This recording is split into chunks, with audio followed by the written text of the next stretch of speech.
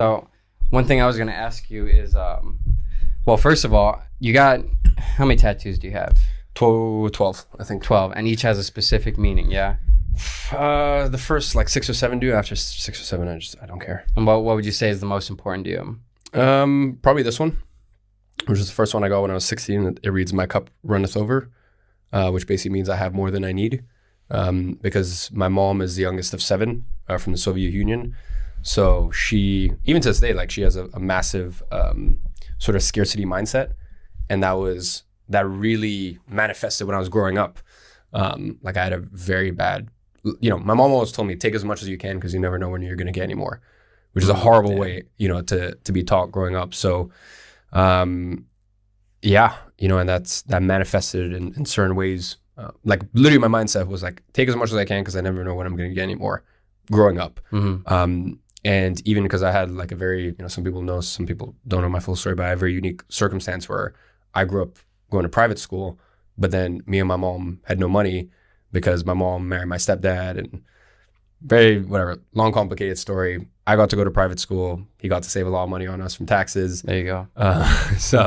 But he gave us no support. So, I mean, I was, for the last 4 years before I moved out of my childhood home, like we had no warm water, no heating. He cut that off. When he found out I was building a business at 15, he cut off the Wi-Fi. Wait, okay, so I know you were born in Russia. Yeah. And you came to London when? When I was 4 years old. And did you come because your mom was dating him? Yeah, they had been dating for maybe 18 months. They tried living together. Everything was going well. So then eventually they got married. Okay, and so how did... Well, I don't know how to refer to him, but how did he meet your mom if you guys were living in Russia? So my stepdad was in Moscow, and then my mom was in Moscow for work, and then they met there. Yeah, gotcha. And traditional old school. Yeah. Okay, and when did they depart from each other? Fine. The day I turned 18. So they were married technically for 14 years. So why would he cut off the electricity when he found out you're trying to run a business? He was a very evil man. Like he basically cut us off at the age of 7 or 8, or no, when I was 8. But they were still together? Yeah. What? Because I got to go to private school, and he got to save lots of money on taxes. Okay. Because he was able to have things here and justify them. Basically, like one of the reasons, for example, like I don't want any property in the UK except for the fact that it's UK treats landlords like shit. But outside of that, one of the reasons for me right now it doesn't make sense is because now these are extra ties to the UK. So the more ties you have to UK, the more there's a case for the tax authorities to be like, okay, you're a UK taxpayer, right? So he was able to have a lot of extra ties to the UK and also spend more time in the UK because he had a family in the UK, but he wasn't a UK taxpayer. So he kind of it sounds like he looked at the relationship more of it as a tax incentive. They didn't talk. They didn't talk at all. No.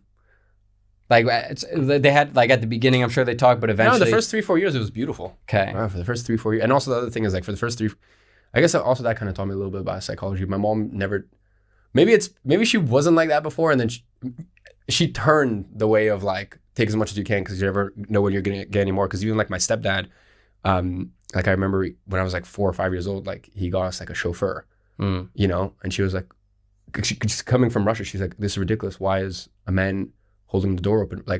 I can open my own door, or because she's a very simple woman. Yeah. She's even to this day, for her birthday, I told her I offered to get her a G-Wagon. Yeah, you spoil the hell out of her.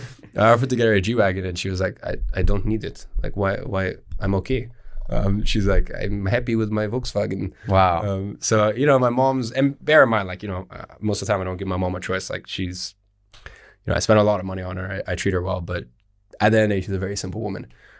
So yeah, I think maybe that's where the whole concept of take as much as you can because you never know when you're going to get any more comes from, because she didn't take anything.